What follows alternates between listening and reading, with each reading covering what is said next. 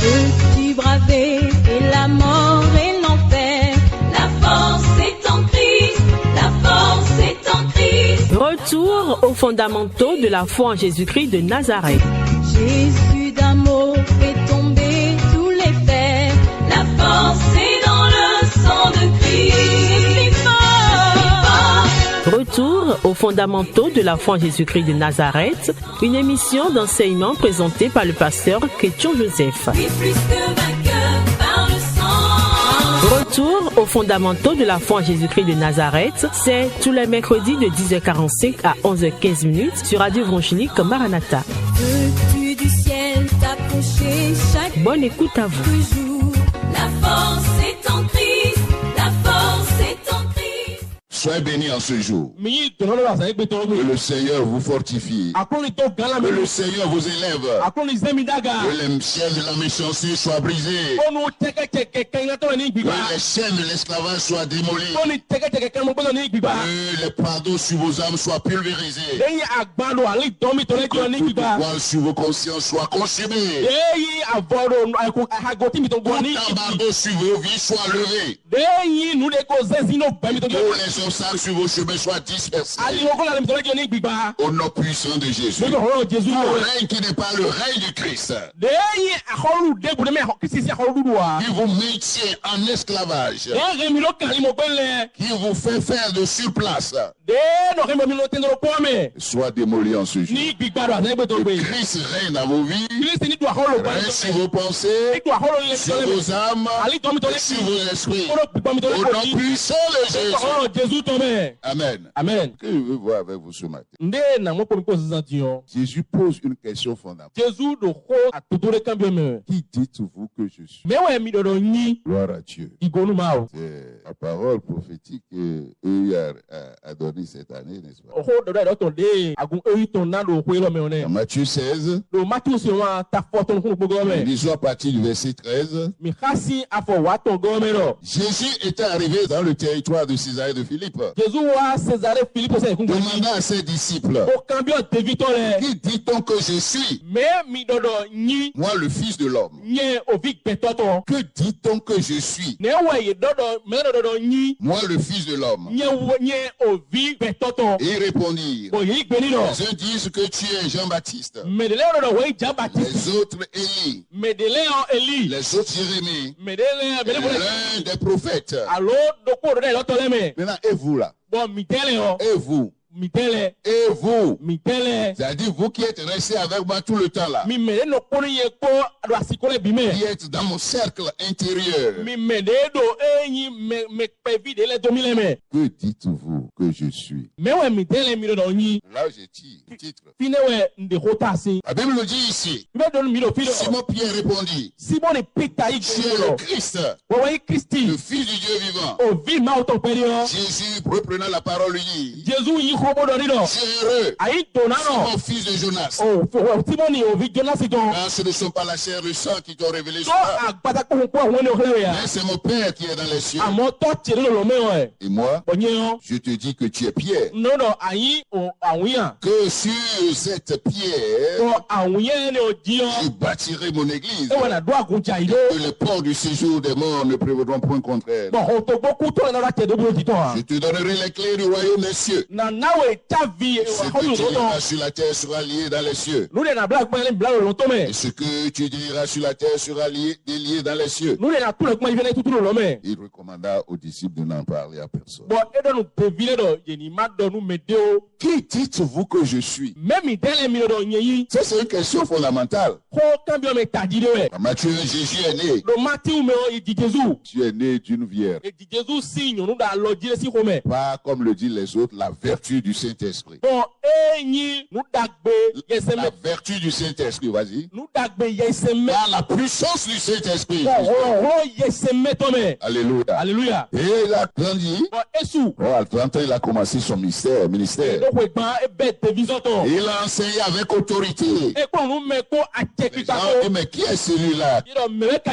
C'est pas comme les pharisiens et les scribes. Mais il enseigne avec autorité. Après, tu as vu, il a guéri les malades. Alléluia. Alléluia. Et on l'a vu aussi. On l'a vu dans Matthieu 8. Il a chassé les démons les plus puissants. Les circonstances les plus difficiles, il les a affrontés. On le voit dans une barque dormant. Et il dormait. La Bible dit, la tempête s'est levée. Et il y avait une puissance terrible d'effrayeur qui a saisi les disciples. Et ils sont allés voir Jésus. Ne te mets-tu pas en souci de ce que nous périssions? Jésus s'est levé. Et il a tensé la mer et les fleuves et les vagues. Silence. Et tout a été calme. La Bible dit, mais qui est celui-ci? Les âmes, mais qui est celui-ci à qui même les vagues et les océans, la main obéit? Alléluia. Alléluia. On l'a vu ailleurs. Hein? Et non seulement guéri les paralytiques, mais il a ressuscité les morts. Dans Matthieu 14, nous l'avons vu. Il est monté sur la mer, il a commencé à marcher sur la mer. Le maître de la mer. Il marchait sur la mer. Les gens ont vu, ils ont dit c'est un monstre. Ses disciples avaient pris peur. Pierre se leva. Si ce n'est pas un fantôme, fantôme, et que c'est toi vraiment Seigneur, ordonne que j'arrive. Pierre aussi est monté. Vous savez la suite. Alléluia. Alléluia. Dans 16 maintenant, il dit, qui dit-on que je suis? Qui dit-on que je suis? Si vous prenez la réponse de ces gens qui sont très loin de lui, de la foule, de la population, qu'est-ce qu'ils disent? Les uns disent que tu es Jean-Baptiste. Ça veut dire quoi? Un prophète. Les autres disent que tu es Élie. Oui, Élie, c'est prophète aussi. Les autres disent Jérémie. Jérémie, c'est qui? C'est aussi un prophète. Ils ont résumé l'un des prophètes. J'anticipe parce que je connais Jésus aujourd'hui. J'anticipe parce que je connais Jésus aujourd'hui. Jésus n'était pas satisfait. Il dit, mais vous là, qui êtes? Qui dites-vous que je suis? La même question se pose à toi aujourd'hui. Et c'est la question fondamentale de la Bible. La question fondamentale, existentielle. Je te pose la même question. Le Seigneur te pose la même question. Que dis-tu que Jésus est? Qui dites-vous que Christ est après toutes ces années-là? Oublie ce que la Bible dit. Oublie ce que tu as appris par cœur. Réalise ta présence devant Dieu. Regarde dans ton cœur le temps que tu as passé avec Christ. Qu'est-ce que tu te dis que Christ est? Une question fondamentale. Comme vous savez, moi je ne coupe pas trop de détails. Des choses essentielles. Chacun n'a qu'à répondre. Ceux qui ont des pics, notez la question. Parce que de la connaissance que tu as du Christ dépend ton salut et ta croissance spirituelle. Vous savez, quand on louait là, le Saint-Esprit me reprend et dit, mais tu as dit que tu as reçu quelque chose, vous leur dites.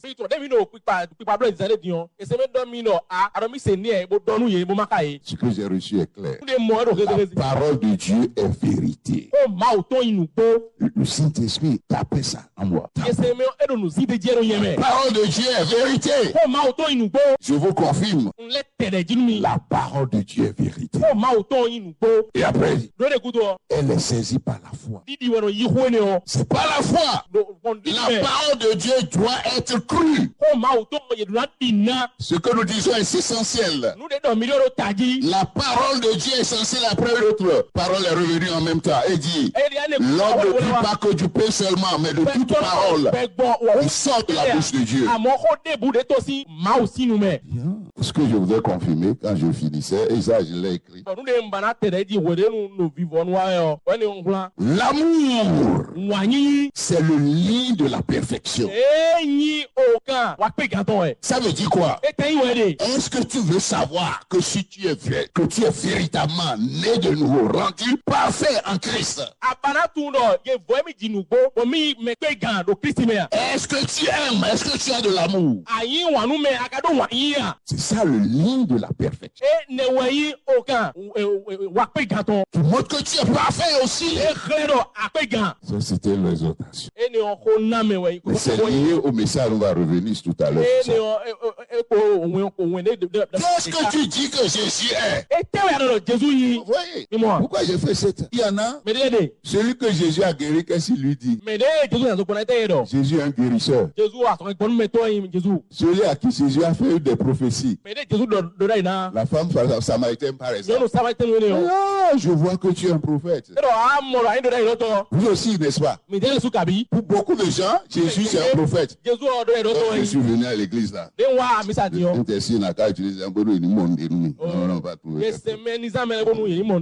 Ou bien qu'on fasse ce que font les bons diseurs. Les bons diseurs. Je vais me lever et dire, ah toi je vois telle chose sur toi là. Le sœur dit, va faire ci, va faire ça. Non. Jésus, pour d'autres, Jésus c'est quoi? Celui qui parle à la mer. Aux choses et les choses obéissent. Pour d'autres c'est qui? Jésus là. Il ressuscite les morts, c'est ce que Jésus est. Jésus là. Il multiplie les pains, on a vu ça dans Matthieu 14. Donc quand vous avez des problèmes, vous n'avez rien là, allez à Jésus. Priez, il va vous donner l'emploi, il va vous donner l'élévation. Il va veiller sur vos ennemis, il va vous délivrer de la mort. Les sorciers ne peuvent pas vous toucher.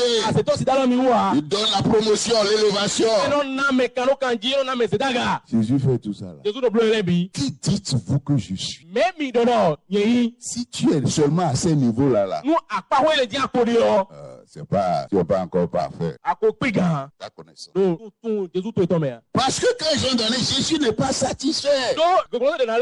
Jésus est plus qu'un prophète. Jésus est plus qu'un bon diseur. Il est plus qu'un guérisseur.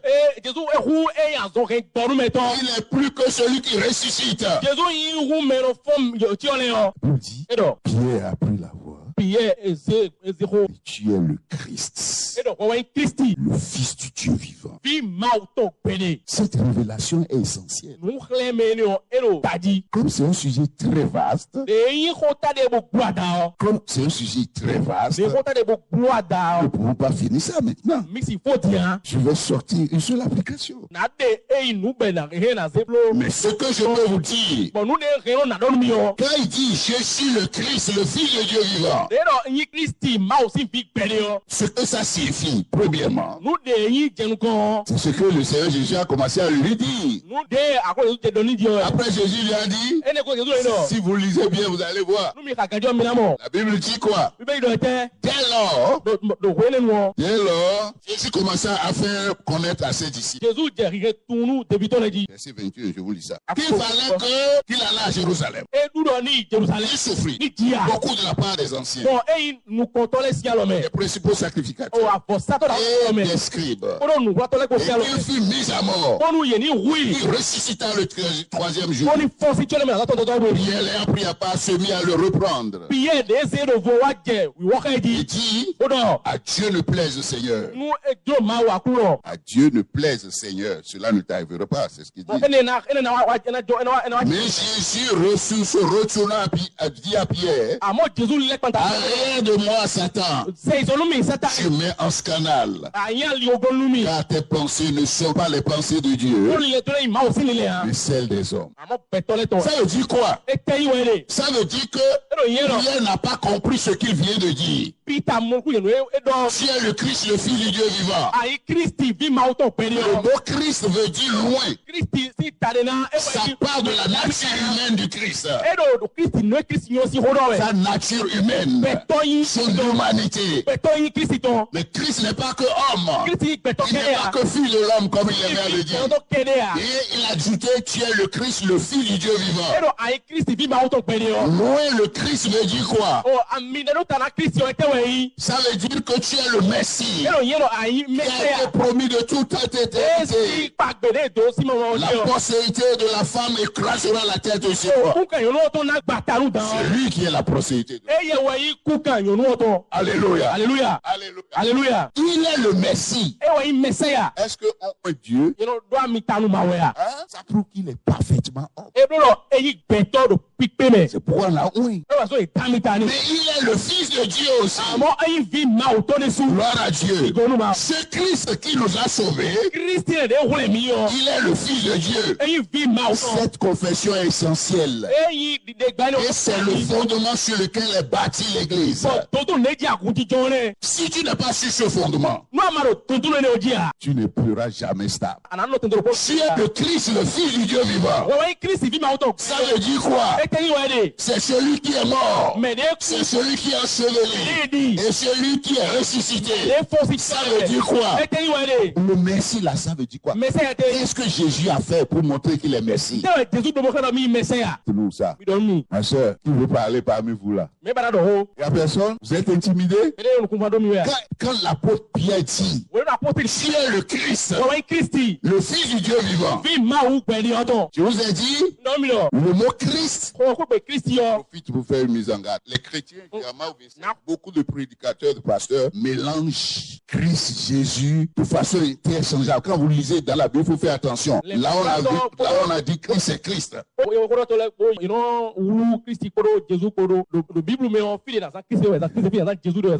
quand il parle, moi j'écoute là, je vois qu'ils ne comprennent pas. Quand on dit Christ, c'est le Messie. C'est l'homme qui a été oint. Et la Bible dit, tu es le Christ, le Fils du Dieu vivant. Ça veut dire que le Christ, qui t'a sauvé là, qui est ton Messie là, il est le Fils du Dieu vivant. Que nous disons essentiel. Parce qu'aujourd'hui, il y a beaucoup de Jésus qui sont enseignés. Même pas de grands pasteurs que vous voyez sur les réseaux sociaux. Même les églises que vous voyez ici à Cotonou, il y a plein dedans qui n'enseignent pas le Christ qui est le Dieu vivant. Mais ils peuvent enseigner Christ. Mais ils vont enseigner Christ qui est seulement homme, qui a reçu des attributs. Je vais faire une petite chose et je vais évoluer. Jean 5. Jean 5, lisez à partir du verset 17. Allons-y rapidement. Mais Jésus leur répondit, mon Père agit jusqu'à présent. Moi aussi j'agis. À cause de cela, les Juifs cherchaient encore plus à le faire mourir. Non seulement parce qu'il violait le sabbat, mais parce qu'il appelait Dieu son propre Père, se faisant lui-même égal à Dieu. Vous avez entendu? Les Juifs en voulaient à lui. Pourquoi? Cherchaient encore plus à le faire mourir. Non seulement parce qu'il violait le sabbat, mais parce qu'il appelait Dieu son propre Père. C'est-à-dire qu'il est le Fils de Dieu. Ça signifie quoi? Il se fait l'égal de Dieu. Donc le Fils de Dieu, ce que Pierre dit là, le Christ, qui est le Christ, le Fils de Dieu. Les Juifs, ils ont compris. Ils connaissent l'Ancien Testament. Eux qui ont reçu les oracles de Dieu. Sur la planète Terre, en leur temps, là, c'est les seuls qui connaissaient Dieu. Gloire à Dieu. Donc, quand Jésus dit, je suis Fils de Dieu, quand on dit Fils de Dieu, ça veut dire quoi? Le Fils de Dieu, ça veut dire Dieu. Gloire à Dieu. Je vais vous donner un exemple. Qui est né d'un père et d'une mère ici? Donc ton père est un homme, non? Oui ou non? Ta mère est un être humain, non? Ne répondez pas. Et toi, tu es fils des hommes, non? Hein? Est-ce que tu es homme? Pourquoi le Fils de Dieu ne peut pas être Dieu? Comprenez? Ne répondez pas.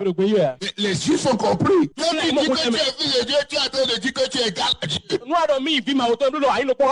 Ça veut dire quoi? La nature que tu as là. Tu es en train de dire que j'ai la même nature que Dieu. Je suis égal à Dieu en ce qui concerne ma nature. Je suis Dieu. Alléluia. Alléluia. Vous n'acclamez pas Jésus. Donc, qu'est-ce qu'il est en train de dire? Tu es le Christ.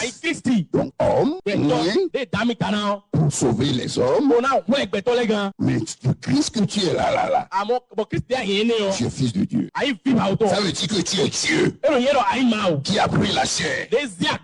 Qui est allé à la croix identifié aux hommes. Tu es Dieu. Qui t'a identifié à l'homme. Devenu homme. Pour pouvoir mourir à la croix. Enseveli. Et le troisième jour, tu es ressuscité. Est-ce que vous avez compris? Personne ne répond. Donc, les gens enseignent aujourd'hui le Christ qui n'est pas Dieu. Plein. Maintenant, on va évoluer. Moi, je vais vous donner seulement une des réponses. Ça, c'est Pierre qui a répondu.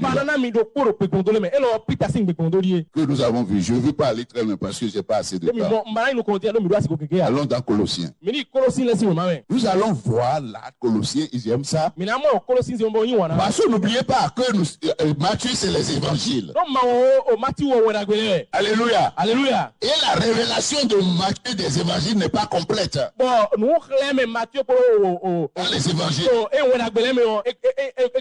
Pourquoi tu dis ça, pasteur? Parce que Jésus, avant de partir dans Jean 7, a dit, j'ai encore beaucoup de choses à vous dire. Vous ne pouvez pas les tenir maintenant. Mais quand le consolateur va venir, le Saint-Esprit conduira dans toute la vérité. Gloire à Dieu. Gloire à Dieu. Donc, si ta foi s'arrête de l'Ancien Testament à l'Évangile, là, tu as problème. Quand tu prêches dans les Évangiles ou bien l'Ancien Testament, il faut faire très attention. C'est quand le Saint-Esprit est descendu que toute la vérité a été donnée. Il vous conduira dans toute une partie de la vérité, c'est ça? Donc si tu veux la doctrine chrétienne, c'est-à-dire le fondement même de la foi chrétienne, il faut aller dans les épîtres, à partir du livre des Actes, aller dans les épîtres jusqu'à Apocalypse. Beaucoup d'enseignants de la parole ne prennent pas ça. Notez ça. J'ai beaucoup d'arguments pour vous démontrer ça, mais allons-y. Je veux donner ici, qui dites-vous que je suis? Le témoignage de l'apôtre Paul. Vous savez que lui, il n'était pas un témoin pendant le ministère terrestre. Oui ou non? C'est sur le chemin de Damas, après que Christ est rentré dans la gloire, que lui, il a rencontré. Donc, il a reçu des révélations. Après que le Saint-Esprit est descendu, je vais vous dire, même les évangiles que vous voyez là, les 4 évangiles, ont été écrits après les épîtres de Paul. On rentrait dans la datation historique des textes bibliques. Et Paul a été utilisé pour même enseigner les disciples qui étaient avec Christ marchant comme ça sur la terre. C'est pourquoi la révélation est supérieure à l'expérience. La révélation est supérieure à l'expérience. Tu peux faire des expériences, tu ne peux pas comprendre. Mais si tu reçois la révélation, c'est pourquoi les chrétiens doivent prier pour recevoir la révélation de qui Christ est. Gloire à Dieu. Je vais donner l'exemple de Paul. Il dit du Saint-Esprit. Que l'Esprit se nous dit dans Colossiens. Alléluia. Alléluia. Et là, j'ai environ 10 principales révélations. Est-ce qu'on aura le temps de finir? Oui. Bon, que je vais vous le citer. Et au cas où nous n'avons pas fini, vous allez vous-même faire les choses.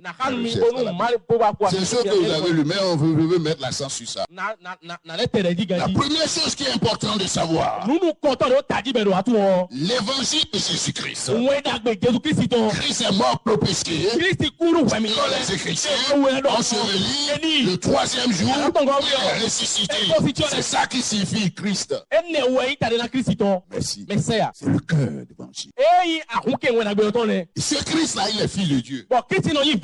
Plus jamais ça. Gloire à Dieu. Donc dans Colossiens, première chose, quand nous allons je vais vous donner le contexte, mais ça va nous prendre trop de temps. Allons-y rapidement. Une première révélation que le Saint-Esprit nous donne là. Christ est l'image du Dieu invisible. La Bible dit, il est le créateur des choses visibles et invisibles. C'est lui qui a créé toutes choses. Matthieu, il t'a créé. Puis toi, il t'a donné les cheveux que tu aimes seulement. Hein? Tout le monde doit être conscient de ça. Pas seulement dans la tête, dans le cœur. Je suis fabriqué, tissé par Jésus-Christ de Nazareth. On va voir ça après. 3.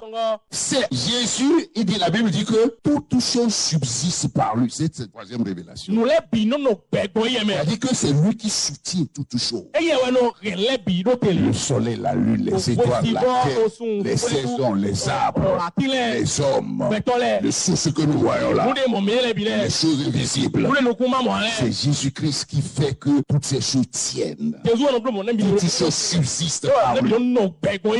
Peux-tu braver et la mort et l'enfer? La force est en Christ, la force est en Christ. C'était l'émission Retour aux fondamentaux de la foi en Jésus-Christ de Nazareth. Jésus d'un mot fait tomber tous les fers. La force est dans le sang de Christ.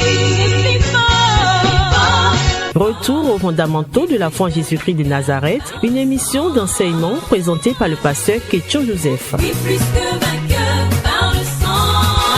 Retour aux fondamentaux de la foi en Jésus-Christ de Nazareth, tous les mercredis de 10h45 à 11h15.